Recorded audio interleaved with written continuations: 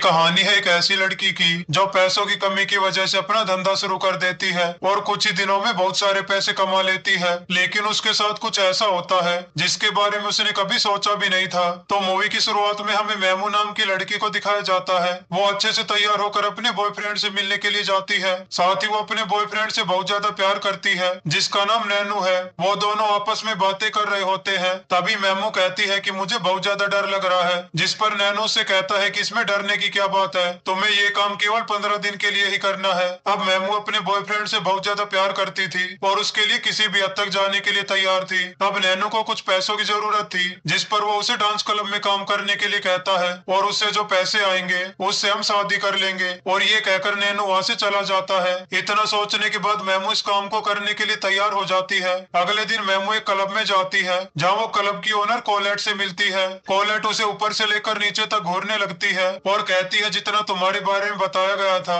तुम मुझसे भी ज्यादा सुंदर हो। मेमू उससे कहती है कि मुझे क्लब के बारे में ज्यादा नहीं पता, जिससे वो थोड़ी डरी हुई थी। इस पर कोलेट मेमू से कहती है इस धंधे का एक दिन का एक्सपीरियंस बाहर के 10 सालों के बराबर होता है, तुम धीरे धीरे सब कुछ सीख जाओगी। जिसके बाद कोलेट मेमू को उसका रूम दिखाती है। फिर कोलेट कहती है कि यहाँ तुम्हें प्राइवेट रूम दिया जाएगा और यहाँ काफी लोग आएंगे, इसके बदले तुम्हें अपनी कमाई का 50% हमें देना होगा। जिसके बाद कोलेट मेमू को ब्रूथल की काफी महिलाओं से मिलवाती है जो यहाँ कई सालों से काम कर रही है। वो कहती है कि तुम्हें अपने कस्टमर का ख्याल रखने के लिए अपनी बॉडी को मेंटेन करना होगा। तभी मेमू के पास में बैठी लड़की उससे कहती है कि तुम्हारा पिंप कौन है, लेकिन वो समझ नहीं पाती। तभी मेमू को डॉक्टर के पास ले जाया जाता है। डॉक्टर मेमू से अपने सारे कपड़े उतारने के लिए कहता है और जब डॉक्टर उसकी बॉडी का चेकअप कर रहा होता है तब वो उसे पूछता है कि तुम ये काम क्यों कर रही हो। इस पर मेमू डॉक्टर से कहती है कि मैं ये काम अपने बॉयफ्रेंड के लिए कर रही हूँ और इस काम को मैं 15 दिन के लिए ही करूंगी, जिसके बाद हम दोनों शादी करके अच्छी लाइफ जिएंगे। अगले दिन कोलेट सभी से मेमू को पेपरिका नाम से इंट्रोड्यूस करवाती है, जिसका सीधा मतलब होता है लाल तीखी मिर्च, क्योंकि पेपरिका सुंदर होने के साथ साथ बोलने में काफी तेज थी। पेपरिका के ब्रोथल में आते ही उसे अपना पहला क्लाइंट मिलता है, जिससे कोलेट बहुत ज्यादा खुश हो जाती है। पेपरिका अपने क्लाइंट को सर्विस दे ही रही होती है, लेकिन वो बीच में ही रुक जाती है, जिससे कोलेट को उस पर बहुत गुस्सा आता है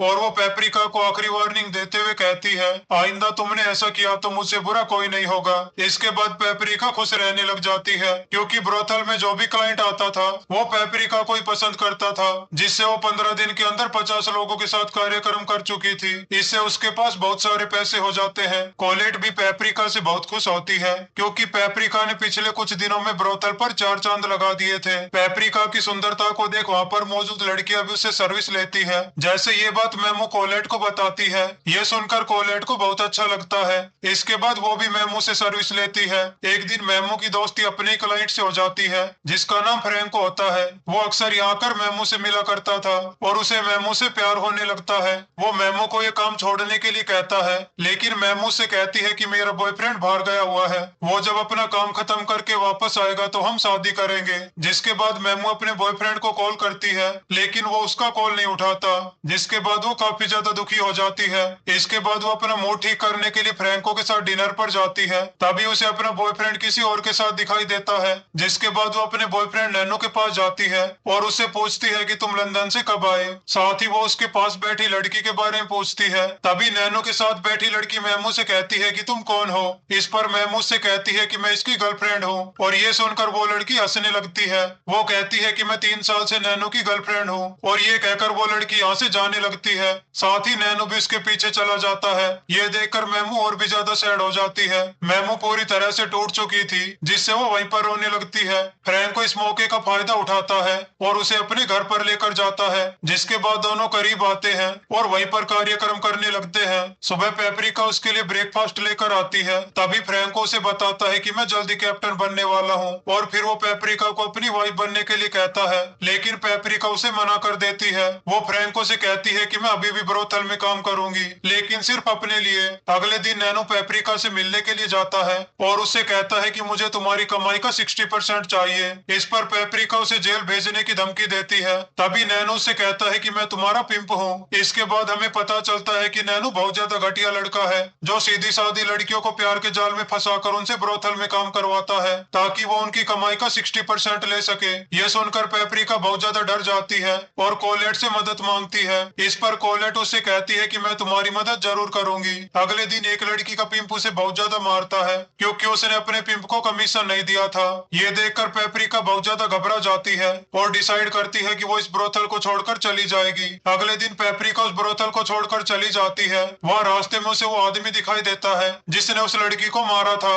वो आदमी पेपरिका को देख लेता है और वहीं पर उसके साथ जबरदस्ती करने लगता है, जिसके बाद हम पेपरिका को उस आदमी के साथ देखते हैं। वो आदमी पेपरिका से कहता है कि मैं तुम्हें एक अच्छी एक्ट्रेस की जॉब दिलवाऊंगा, लेकिन पेपरिका उसे मना कर देती है क्योंकि उसे किसी पर भी भरोसा नहीं था। जिसके बाद हम पेपरिका को देखते हैं, वो नौकरी के लिए क्लब में जाती है, लेकिन क्लब का ओनर पेपरिका के साथ गंदे तरीके से व्यवहार करता है और उसे मना कर देता है क्योंकि पेपरिका के पिंप ने उसे नौकरी देने से मना कर दिया था और वो उसे कमीशन चाहता था। पेपरिका के पास कोई रास्ता नहीं था, इसलिए वो अपने पिंप के कहने पर नए ब्रोथल में काम करने लग जाती है और पूरी तरह से उसके जाल में फंस जाती है। वो एक सिटी में काम कर रही थी जिस वजह से उसके पास अमीर लोग आ रहे थे और वो पुराने ब्रोथल से कई गुना पैसे कमा रही थी। अब पेपरिका बहुत ज्यादा खुश रहने लगी थी, लेकिन एक दिन वह काम करने वाली लड़की की मौत हो जाती है। ये देखकर वो काफी ज्यादा डर जाती है। वो सोचने लगती है कि ब्रोथल में काम करते हुए उसके साथ भी ऐसा ही होगा। इस पर एक बूढ़ा आदमी उसे समझाते हुए कहता है कि तुम्हारे साथ ऐसा कुछ नहीं होगा।